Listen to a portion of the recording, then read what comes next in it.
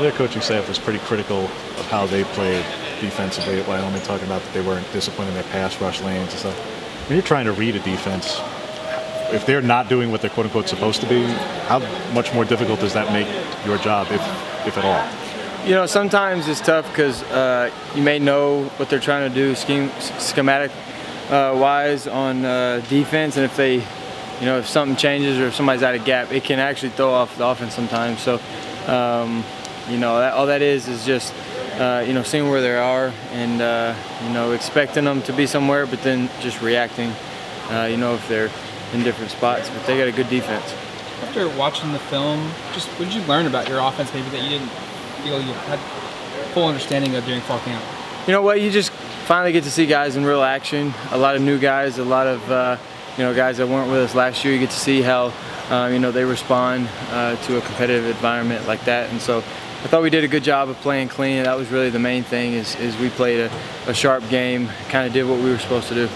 And you're going into a week where the opposing defensive coordinator has coached at this school and players on our team have played for him. Are you having conversations with like a Jamal or a Steve or Jeff or any of these guys about him, or what's the approach with that familiarity? But you know, yeah, they you know, spent some time with him, but most coaches change you know, as they go to other places and get different players, and they'll change some calls and stuff. So we've had you know, spoken to him a little bit briefly just about, you know, their identity maybe, but you know, it's hard necessarily to just sit down with them and kind of scheme them up. What was said about maybe the identity of the Tim DeRuyter defense, or what kind of notes have you heard? Well, I mean, he's going to do a really good job. He's going to have a sound defense. They're going to bring some pressures. They're going to play a lot of different various coverages, and you just got to get your eyes up. What's it like playing in Texas? You've played there before. You're no stranger to it. Is it a different vibe down there? You know, it's you know, I don't know if it's necessarily any different from a normal road environment.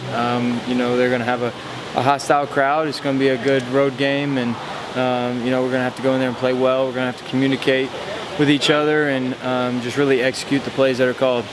What's the hottest game you have played in?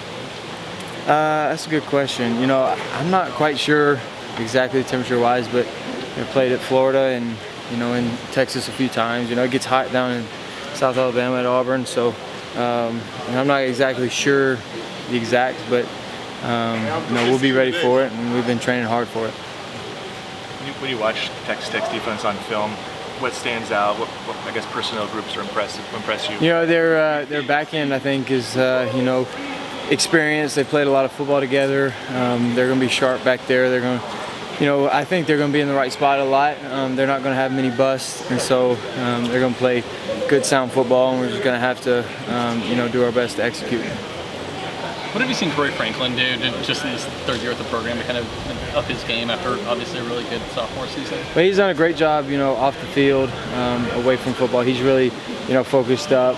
You know, he's done a lot of things, changed a lot of things, you know, in his daily habits. I think he's, you know, more focused. He was always a smart guy, but now he's really diving into film study and really diving into our schemes. You know, he's asking really great logical questions. You know, if they do this, what do you want me to do? And you know, that's valuable from a guy like that who's played a lot of football already, but he's still wanting to grow and you know, change his ways and you know, grow as a player, grow as a person. And so I've seen a lot of change out of him, and I've been really proud of him. Tyler Shough is obviously another veteran quarterback you'd be going up against. He played quarterback here for a little bit. What have you heard about him, and kind of what do you see from him on film? Well, I know, you know, he's going to be a respected quarterback. He's going to do a good job. You know, a lot of that's just for the defense to go in there and, you know, handle him. And then I obviously, you know, I know Tyler from Manning Passing Academy and, you know, just from playing here. And so a lot of our guys have played with him, and I'm going to be, you know, their first time playing against him. And so I know he's going to be ready for the game. I know he's a very respected quarterback.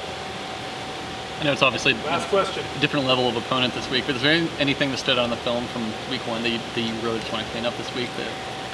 You know, I think just the little things, maybe just as an offense, going from, you know, playing sharp to really playing like, you know, perfect football identity, you know, playing sound and playing really good, you know, with tags and with routes and getting our depth. And taking right drops, taking right footwork, being perfect, and those kind of things, I think will really help us, being even sharper for the remainder of the season. Thanks, Bo. Thank you.